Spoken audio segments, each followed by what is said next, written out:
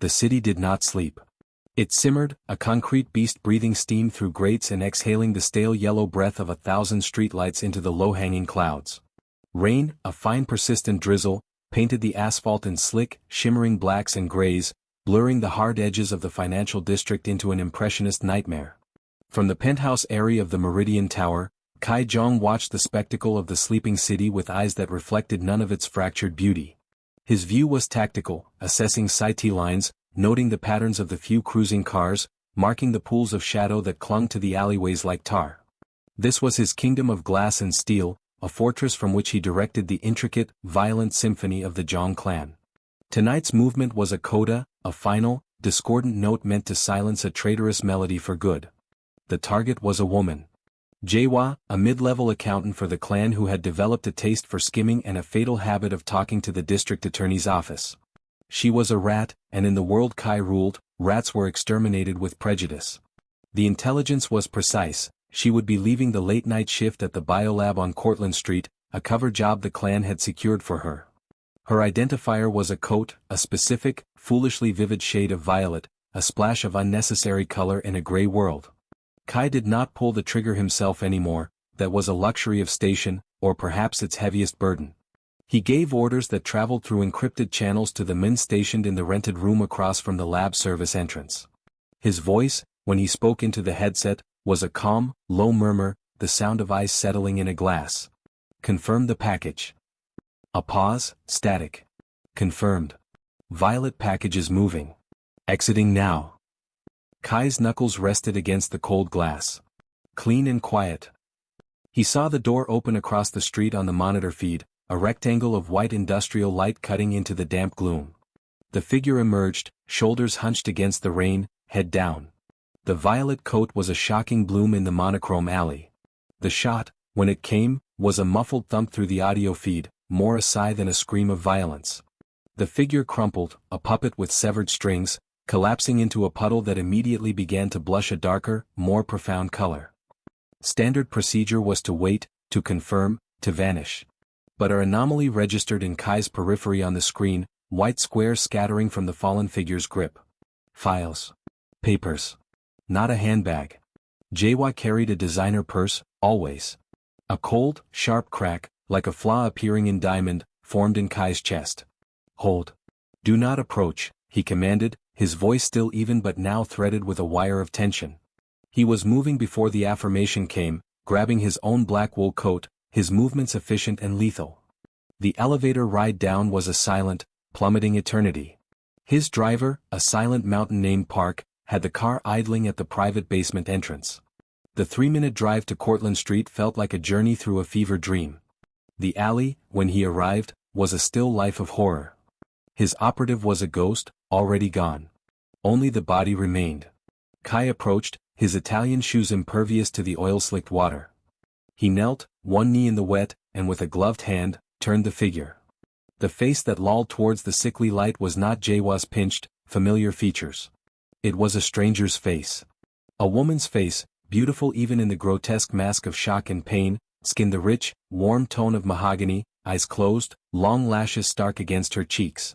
Blood, shockingly red, seeped from a wound high on her shoulder, staining the violet wool. His eyes, scanners of threat and detail, caught the plastic ID badge clipped to her coat. Dr. Amara Johnson, Research Fellow, Phytochemistry. A photo of her smiling, confident, alive. A wave of something utterly foreign, a nauseating, vertiginous void, opened inside him. A mistake. A catastrophic, irreversible mistake. His gloved fingers, usually so steady, fumbled as he pressed them to her throat. A pulse. Thready, bird-like, but there. It was in that moment of suspended reality that her eyes fluttered open. Not with terror, but with a haze of profound, bewildered agony. Her gaze found his, and it did not see the monster, the boss, the heir. It simply saw a shape in the darkness. Her lips, trembling and pale, parted. A whisper, torn from her by the shock, a thread of sound almost lost in the patter of the rain. Achillea milfolium, styptic, the words meant nothing to him, a dying nonsense. Then her hand, bare and small, shot up with a surprising, final strength and clamped around his wrist. The grip was fierce, desperate, a connection. He could feel the heat of her life fighting to stay, searing through his sleeve. In that touch, the abstract concept of a mistake evaporated. It became a person. A woman with a name, with knowledge on her lips, with a will to cling to life embodied in the vice of her fingers. Protocol screamed in his head, clean up, erase, vanish. The clan's doctrine was absolute, collateral damage was regrettable but ultimately irrelevant to the integrity of the operation. To involve himself was weakness. To save her was insanity. Yet, as he looked from her determined, failing grip to the scattered papers floating in the puddle, diagrams of plants, chemical formulae, notes in a neat, looping script about hemostatic properties, the calculation in his mind changed. The cold algebra of power was disrupted by a single, irrational variable, her. He could not leave this fire he had started to burn out in the rain. Park. His shout echoed in the narrow alley, uncharacteristically sharp. Here. Now. As his driver rushed forward, Kai did something he had not done since he was a child. He made a decision not from strategy, but from a deep, atavistic impulse he could not name. He gathered Amara Johnson into his arms, the violet coat sodden with blood and water, her head lolling against his chest. Her whisper echoed in his mind, a spell he didn't understand. The debt was incurred the moment the bullet left the barrel, but it was made absolute the moment he chose to lift her from the gutter. The weight of her, both literal and monumental, was the first true burden Kai Jong had ever willingly shouldered. The rain washed none of it away. A long, silent moment stretched between them. Kai Jong did not smile, did not nod in agreement.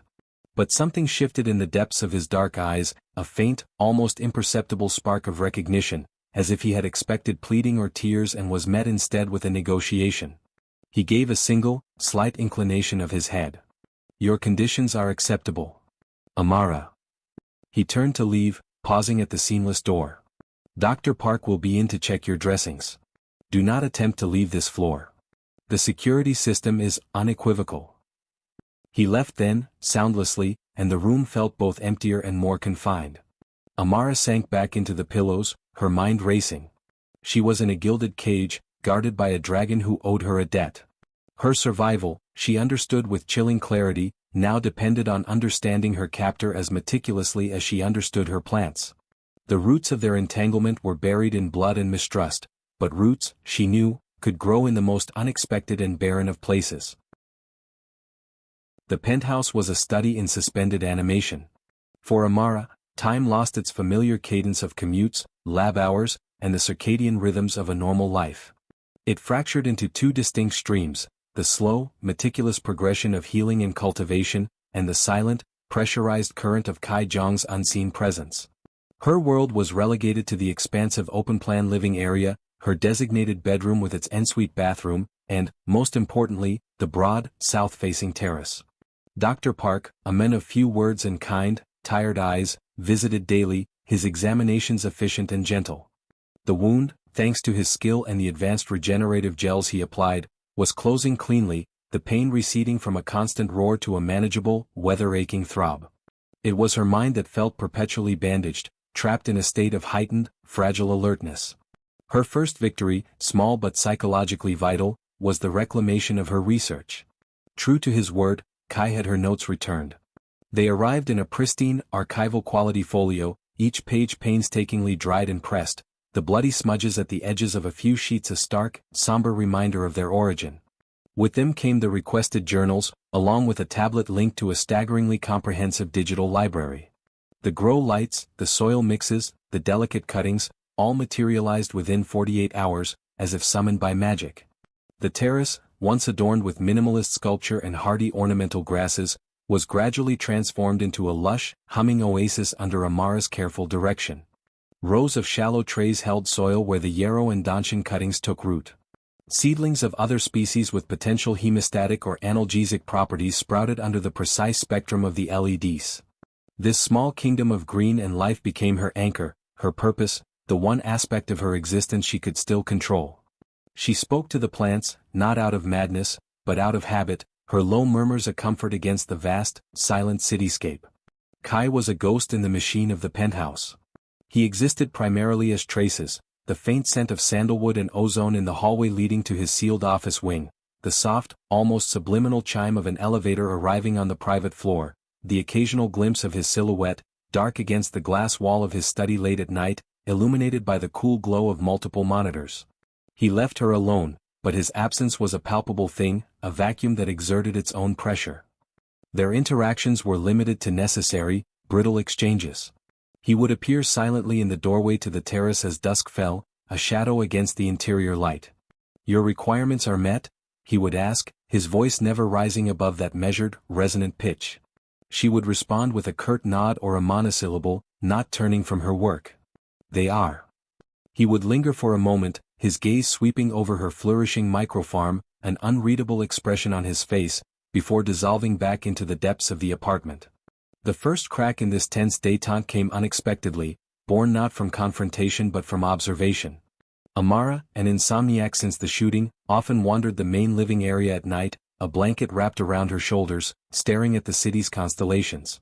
One night, she noticed a thin volume left on the low-glass coffee table, apart from the usual art and architecture tomes.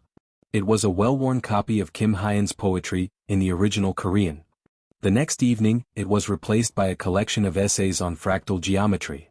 She never saw him place them there, but they felt like silent, unasked questions.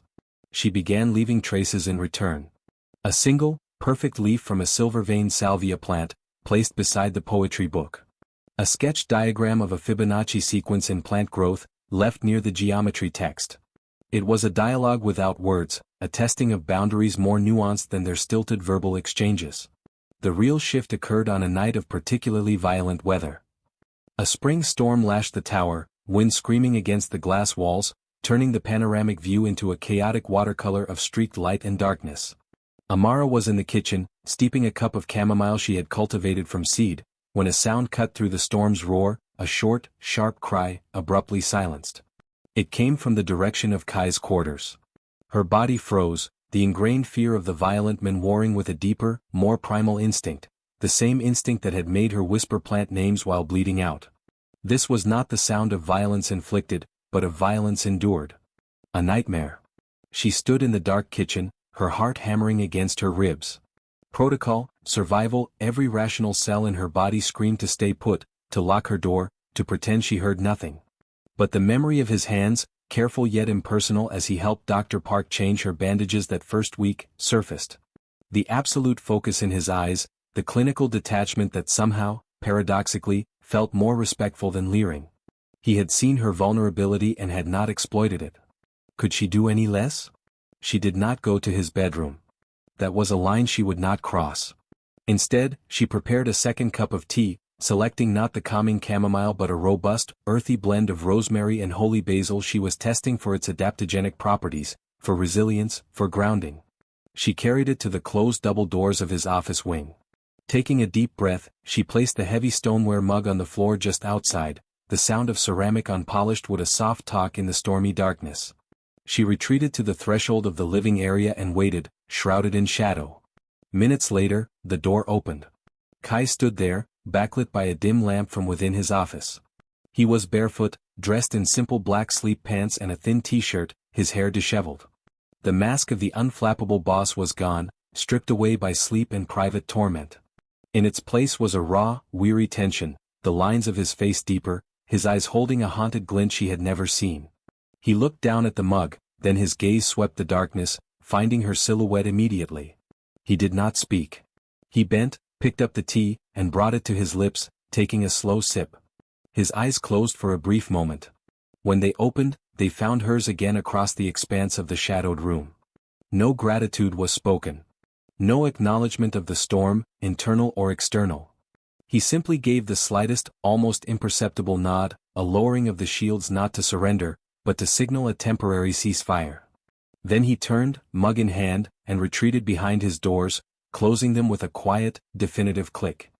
The next morning, the mug was washed and sitting neatly on the kitchen counter. Nothing was said. But the atmosphere in the penthouse had irrevocably changed. The silence was no longer just oppressive, it was now shared, a tangible space between them that held more than fear. That evening, when he appeared on the terrace, he did not simply ask about her requirements. He stood for a longer moment, watching her calibrate a pH meter in the nutrient solution. The Achillea, he said, the name awkward yet precise on his tongue. It is the plant you spoke of. In the alley. She looked up, surprised. Yes. Yarrow. A styptic. A folk remedy to stop bleeding. My brain, it was scrambling for a solution, I suppose. A faint, wry smile touched her lips. Old habits. He was silent, absorbing this. And the other? The salvia? Salvia miltiariza. Danshan. It promotes circulation and healing. She met his gaze, emboldened by the night's unspoken transaction. It's for rebuilding what's broken. His dark eyes held hers, and in their depths, she saw not the crime lord, but the men who had been haunted by ghosts in the night. The men who had drunk her tea. A bridge, gossamer thin and fragile as a spider's silk, had been spun across the abyss. It was not forgiveness. It was not trust. But it was a beginning. The razor wire of their circumstance remained, but beneath it, in the quiet, curated soil of their forced proximity, the first, tentative roots of something else had begun to grow, seeking purchase in the most barren of places. The unspoken truth solidified into a fragile routine, a delicate dance performed within the confines of their shared gilded cage. Kai's presence became less spectral, more anchored. He began to work in the main living area occasionally, his sleek laptop open on the low table, a cup of the bitter black coffee he preferred beside him. Amara would tend to her plants on the terrace, the soft click of pruning shears and the hum of the grow lights providing a domestic counterpoint to the silent, intense energy he emitted. They did not engage in trivial conversation, but their silence evolved. It was no longer solely the silence of captive and captor, but the quiet of two intense individuals occupying the same space, their focus bent on their respective worlds, his of digital ledgers and security feeds, hers of cellular structures and photosynthetic pathways. He started asking questions. They were never personal, never about her life before, but rather pointed inquiries about her work. What is the mechanism by which the alkaloid reduces inflammation? Or is the potency affected by the circadian cycle of the plant? His curiosity was analytical, razor-sharp, the mind of a strategist applied to a foreign field. She answered with equal precision, finding a strange, unexpected thrill in explaining the complexities of her science to someone who listened with such total, undivided attention. In turn, she began to observe the men behind the myth. She noticed the slight tightening around his eyes when a particular name appeared in a report, the almost imperceptible sigh of fatigue he released late at night when he thought he was alone, the meticulous way he cleaned his reading glasses. These were not the vulnerabilities of a weak man, but the human textures of a powerful one, and each small revelation felt like a secret entrusted to her. The turning point, the moment the simmering tension reached its first boil, was precipitated not by emotion, but by external threat. A security protocol, triggered by an anomaly in the building's external sensor grid, flashed a silent, crimson alert on Kai's devices one evening. His entire body changed in an instant, the contemplative man vanishing, replaced by a commander wired for war. "We have to move. Now," he said, his voice a low, urgent command that brooked no discussion. He didn't guide her to a panic room, but to a climate-controlled wine cellar, a hidden space behind a panel in the tasting room, designed for preserving vintages, not people. It was a cramped, dark cube lined with racks, the air cool and thick with the scent of oak and dust. He ushered her in, his body a solid, tense wall behind her. "Do not make a sound. Do not open this door for anyone but me or Park. The biometric lock will engage from the outside." His eyes scanned her face in the dim emergency light, a fierce, protective intensity burning in them that stole her breath. Before she could respond, the heavy door sealed with a soft, final thunk, plunging her into near-total darkness. Time dilated in the black, silent chill. Minutes felt like hours.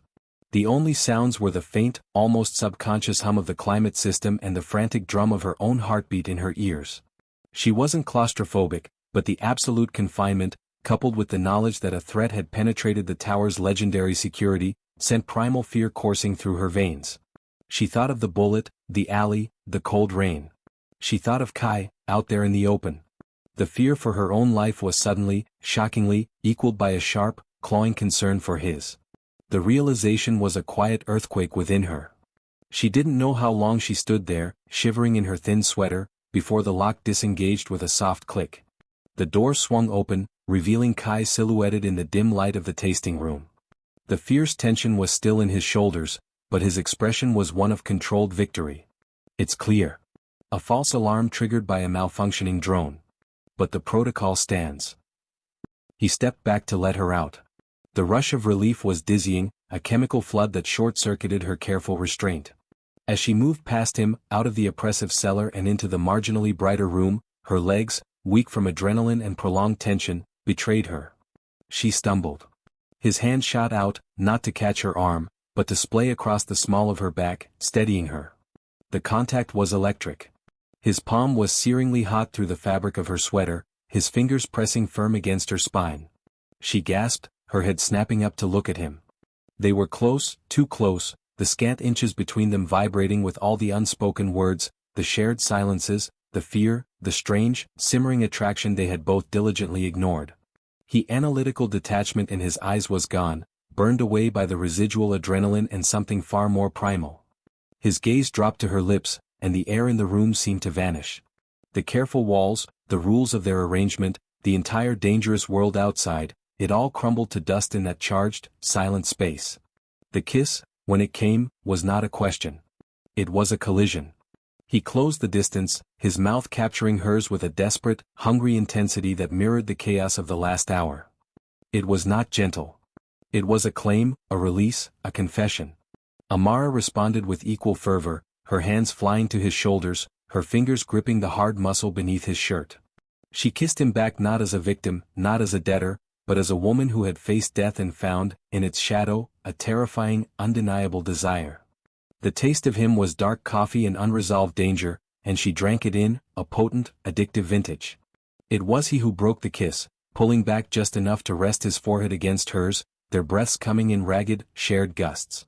His eyes were closed, his jaw taut with the effort of control. The raw need on his face was the most vulnerable she had ever seen him. He didn't apologize. He didn't explain. He simply whispered, a raw scrape of sound against her skin, "This is a worse mistake than the alley." And then he was gone, striding from the room without a backward glance, leaving her alone amidst the racks of priceless wine, her body humming, her lips swollen, the ghost of his touch branding her back. The line had been crossed, irrevocably. The chemistry between them, so long suppressed, had been catalyzed by fear and confinement, and the resulting compound was volatile, beautiful, and terrifying. The gilded cage no longer felt like a prison of two separate cells. It had become a single, shared arena where the only thing more dangerous than the outside world was the fire they had just ignited within. The rational part of her mind screamed of complication, of catastrophic error. But her body, her traitorous, alive, yearning body, sang a different, older truth. The roots had taken hold, and now, against all odds, they were beginning to flower in the dark. The aftermath of the kiss was a landscape of charged silence and seismic shifts. The penthouse no longer felt like a shared territory with defined borders, it became a single, taut atmosphere they both breathed, thick with the unacknowledged electricity of what had transpired. They retreated to their respective corners, not out of hostility, but from a mutual, terrified understanding that the ground beneath them had turned to fault lines. Amara threw herself into her work with a feverish intensity, documenting plant responses, refining extracts, her mind seeking the clean, predictable logic of science to counteract the chaotic storm of feeling Kai had unleashed. He, in turn, vanished deeper into the operational heart of his world. The soft glow from his office wing burned late into the night, the subdued chime of his private elevator more frequent. He was reasserting the boundaries their kiss had obliterated, brick by digital brick. The fragile peace was shattered not by them, but by the inevitable intrusion of his real world.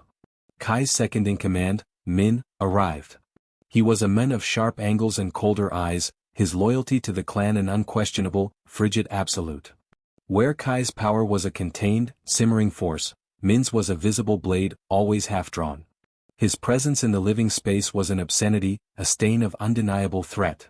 Amara, pruning on the terrace, felt his gaze like a physical touch, assessing, dismissive, predatory. He did not speak to her, but his lengthy, low-voiced conference with Kai in the study was a constant, ominous murmur through the glass. When Min left, the air felt poisoned. Kai emerged, his face a mask of granite. The man who had kissed her with such desperate hunger was gone, buried beneath the mantle of the Zhang air. "I have to go out," he stated, his voice devoid of its recent texture, back to the flat, commanding tone of their earliest days. He didn't elaborate. He simply collected a case from his office, a long, sleek container that was unmistakably not for paperwork, and left. The silence that followed was oppressive, ringing with unspoken violence. Amara's stomach coiled into a knot of dread. Hours passed. She tried to read, to work, but her focus was shattered.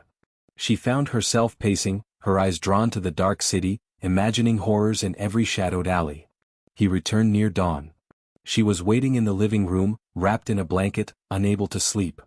The man who walked through the door was Kai, but altered. There was a grim set to his shoulders, a faint, coppery scent clinging to his dark clothes that had nothing to do with rain, and a cold, dead light in his eyes that made her blood run cold. He saw her and stopped, his expression unreadable. What happened? The question left her lips before she could stop it, a whisper in the gray pre-dawn light. Clan business, he replied, his voice rough, as if from disuse. He walked to the bar and poured 2 fingers of amber liquor, drinking it in one swift, brutal motion. What does that mean? She pressed, the dread curdling into something sharper, anger, disillusionment. Did you hurt someone? He turned then, and the look he gave her was a weapon.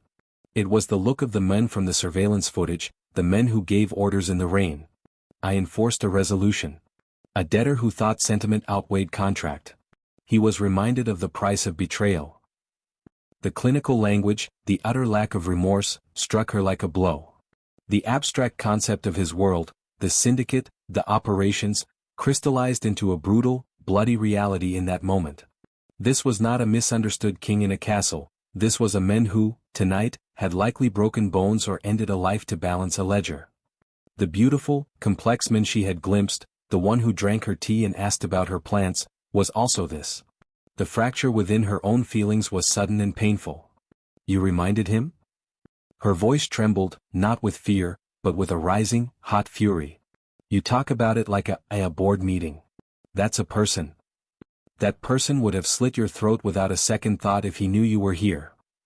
Kai shot back, his control snapping. The glass in his hand hit the bar top with a sharp crack. This is the language they understand. This is the currency of this world, Amara. The only one that keeps you alive, that keeps this illusion of normalcy breathing in this penthouse. Illusion? She stood, the blanket falling away. Is that what this is? A pretty illusion between episodes of violence? My research, our conversations, was that just part of the set dressing while you go out and play monster? The word hung in the air, ugly and final. He flinched as if struck, the monster's mask cracking to reveal a flash of profound, searing pain. It was gone in an instant, replaced by a colder, more defensive anger. You think you know what a monster is? You, with your plants and your journals? You live in a world of theories. I live in the consequences. I am the wall between that world and this one. You don't get to enjoy the safety and then scorn the methods. I never asked for this safety, she shouted, the tears finally breaking free, hot and furious. You gave it to me as a consolation prize for shooting me. And now you use it to justify this. You're not a wall, Kai. You're a prisoner. A prisoner of your father, of your legacy, of this stupid, brutal script you're too afraid to throw away. She was voicing the deepest realization, the one that had been forming since the kiss. Her fear was no longer just of him, but for him, and for the part of her that was perilously close to loving the jailer. The silence that followed was volcanic. He stared at her, his chest rising and falling with ragged breath. The connection they had built, the fragile bridge of understanding, lay in smoking ruins between them, destroyed not by the kiss, but by the unforgivable truth of who he was when he left the gilded cage. Then perhaps, he said, his voice now dangerously, deathly quiet, you should be grateful you are only a temporary resident of my prison. He turned and walked away, not to his office, but to the private elevator. The doors slid open and then closed, swallowing him whole. He was leaving the penthouse, leaving her alone with the wreckage. Amara sank onto the sofa, the fight draining out of her, replaced by a hollow, aching chill. The intimacy they had touched had made the subsequent betrayal of his nature far more devastating. She had seen the men, and now she had seen the monster, and she could not unsee either. The cage was the same, but the air was now poisoned with truth. The roots they had grown were strong, but they were tearing through unforgiving stone, and the beautiful, dangerous flower of their attraction was wilting under the cold, brutal sun of his reality. The cost of his world was becoming clear, and it was a price she feared her heart was already starting to pay, even as her conscience screamed in revolt. The silence in the penthouse post-argument was not the quiet of companionship nor the static of anger. It was a hollow, echoing vacuum, the sound of a bridge thoroughly scorched. Kai did not return for 2 days. Amara moved through the spaces like a ghost, her work on the terrace bringing no solace, the vibrant greens of her plants seeming to mock the gray desolation within her. She replayed their fight, each word a shard of glass in her memory. She had called him a monster, and the flinch of pain on his face before the mask slammed back down was a wound she now carried herself. The terrifying truth was that her outburst hadn't sprung from hatred, but from a devastating sense of betrayal, not of her safety, but of the potential she had glimpsed in him. The man who appreciated fractal beauty should not also be the hand that dealt fractal violence. The contradiction was tearing her apart. When he finally returned, it was without announcement. She was in the kitchen, mechanically preparing a simple dinner she had no appetite for, when she felt the shift in the atmosphere, the subtle pressure change of the main door opening and closing. She turned. He stood in the entrance to the living area, looking more weary than she had ever seen him. There were new lines of tension around his mouth, shadows like bruises under his eyes. He didn't speak. He simply looked at her, and the raw, unguarded exhaustion in his gaze disarmed her completely. The anger, the righteousness, it bled away, leaving only a profound and aching sorrow. He walked past her, to the bar, but didn't pour a drink. He just stood there, his back to her, his shoulders bowed under an invisible weight. "It's not a script," he said finally, his voice gravelly with fatigue. He didn't turn. "It's a current. A riptide. You fight it, you drown yourself and everyone clinging to you. You swim with it, you survive, but you are never clean." He paused, a long, heavy silence. "You were right. About the prison." It was the closest to an apology, to a capitulation, she would ever get. And it was more devastating than any defense. She didn't know what to say. "I'm sorry" was inadequate. "I understand" was a lie. So she said nothing.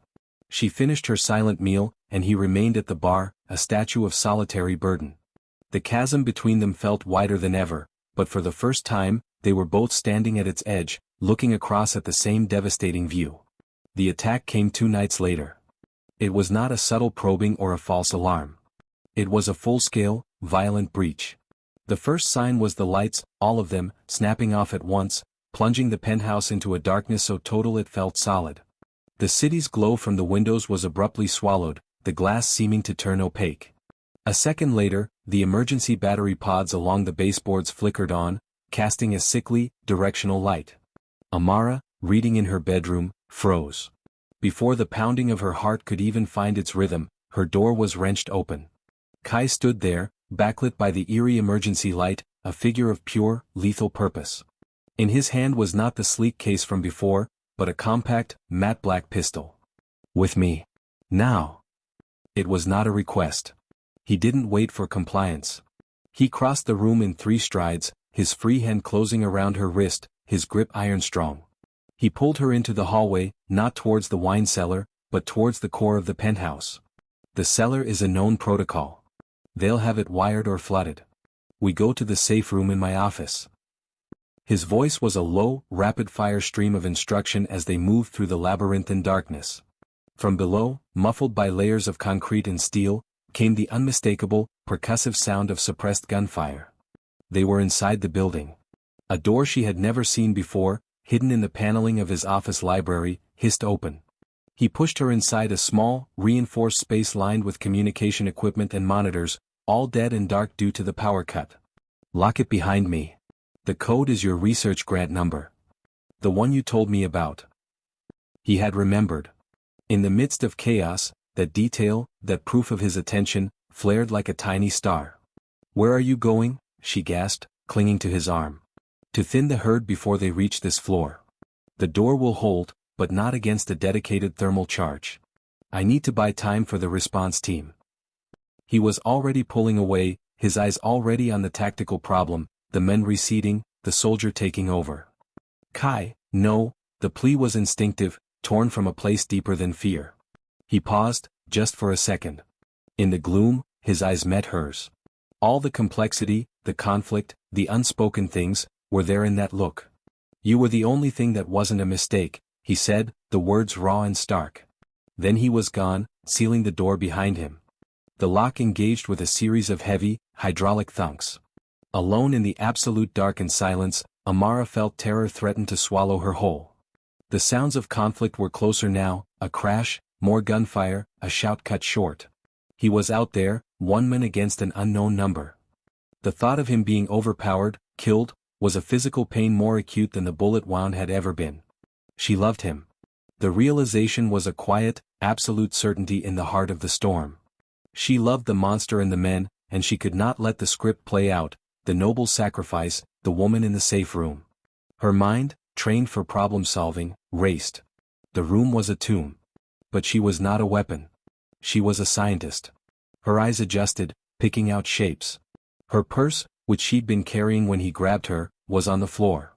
Inside, a small vial. An experimental, powdered extract from a desert plant, ultra-absorbent, designed to be a carrier for medication. In its pure form, it was a severe mucosal irritant, a fact she'd noted in her research. A blinding, choking powder.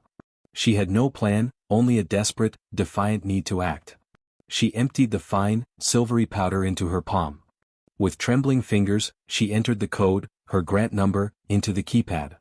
The locks disengaged with a hiss. The door was heavier than she expected, but she pushed it open a crack. The office was a war zone of shadows.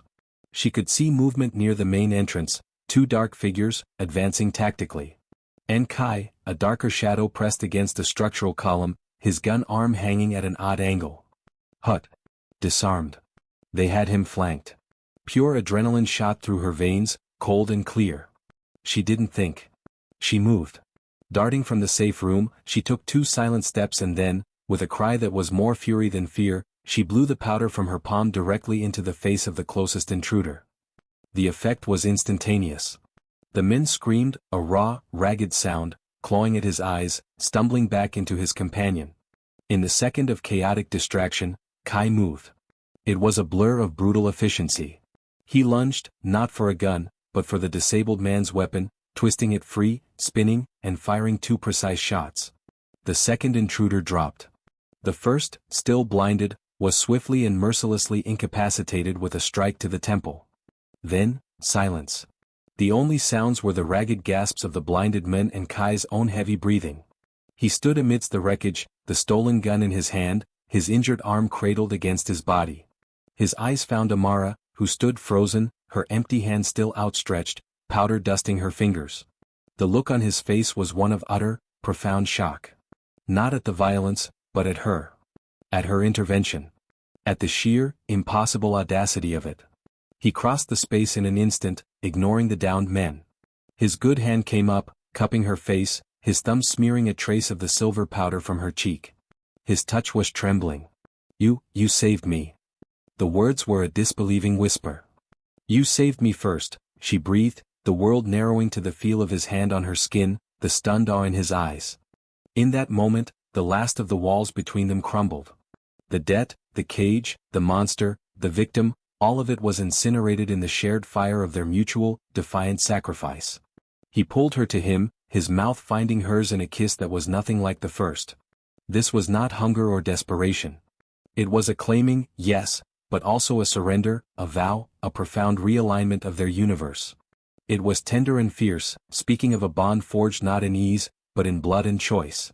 When the response team finally arrived, flooding the penthouse with light and noise, they found their boss not surveying the damage, but in the center of the room, holding the woman tightly to his chest, his face buried in her hair, as if she were the only solid thing in a world that had just tried to kill them both.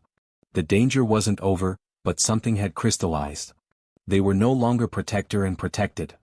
They were partners, standing in the eye of the storm they had created together. The aftermath of the attack was a study in controlled chaos, a familiar environment to Kai but a disorienting spectacle for Amara. The penthouse, once a sterile sanctuary of glass and light, was now a tactical command post. Men and women in dark, nondescript clothing moved with silent efficiency, removing the evidence of the firefight, repairing the forced entry point, their eyes carefully avoiding the couple at the room's center. Kai's injured arm, a dislocated shoulder, swiftly and painfully reset by Dr. Park on-site, was in a sleek black sling. But it was his attention that was completely, unequivocally focused on Amara. He stood close, his good hand resting on the small of her back, a constant, grounding point of contact as he issued clipped orders. His gaze kept returning to her, checking, confirming her solidity, as if she might vanish like mist after her staggering act of defiance. The way he looked at her had changed fundamentally. The guarded calculation was gone, replaced by a raw, possessive awe, a reverence that was more intimate than any kiss. That night, in the quiet that eventually descended, they did not retreat to separate rooms. They ended up in her bed, not in a frantic rush of passion, but in a slow, deliberate exploration that felt like a sacrament. It was the first time they made love without the specter of the cage between them. There was no debt, no power imbalance, only a mutual, awestruck hunger to map the territory of the other's skin, to communicate with touch what words had failed to convey. His kisses traced the faded scar on her shoulder, a silent, profound apology and a mark of ownership he accepted for himself. Her hands learned the landscape of old, faint scars on his back and ribs, a history of violence she now understood not as a source of fear, but as a testament to survival. It was tender, it was intense, and it was devastatingly spicy in its unhurried focus, a celebration of life and a defiance of death. Afterward, wrapped in each other, the city's resurrected lights painting patterns on the ceiling, he whispered promises against her hair. Promises of safety, of a future, words that felt like sunlight after a long winter. Amara allowed herself to believe them, to sink into the unfamiliar warmth of hope. The morning brought a different kind of summons. Not through a device, but delivered in person by a stone-faced elder Amara had never seen, a man whose very posture spoke of ancient, unassailable authority. He spoke in Korean, his voice like dried reeds rustling. Kai's body, nestled beside hers, went rigid. The warmth of the night evaporated, replaced by a chilling stillness. He listened, his expression smoothing into the impassive mask she hated, but his hand, still entwined with hers under the sheets, gripped hers with crushing, desperate force. When the elder finished and left with a bow that was more threat than respect, Kai did not move for a long time. "What is it?" Amara finally asked, the dread a cold stone in her stomach. He turned to look at her, and the pain in his eyes was so profound it stole her breath. He didn't answer directly. Instead, he began to speak, his voice hollow. He told her of his father, the clan's dragonhead, a man for whom sentiment was a fatal cancer. He told her of a strategic alliance, decades in the making, sealed by the promised marriage of the Zhang heir to the daughter of a soul-based syndicate. He told her of the ultimatum, the distraction eliminated, the alliance secured, or Kai would be cast out, an act that would amount to a death sentence for both of them, as every rival and former ally would see him as prey. "He knows about you," Kai finished, the words ash in his mouth. "Last night proved you are not just a witness. You are a catalyst. To him, that is 1,000 times more dangerous." The hope of the night shattered, leaving icy splinters in her soul. "So, what are you saying?" she whispered, already knowing, already feeling the world crumbling at the edges. He didn't say the words. He simply looked at her, and in that look, she saw his terrible, heartbreaking decision. He was choosing her survival over their togetherness. He was sending her away. The argument, the fury, was absent. This was a grief too deep for anger. That day, he loved her with a heartbreaking finality. In her shower, the steam swirling around them, he washed her body with a slow, reverent devotion, memorizing every curve and plane.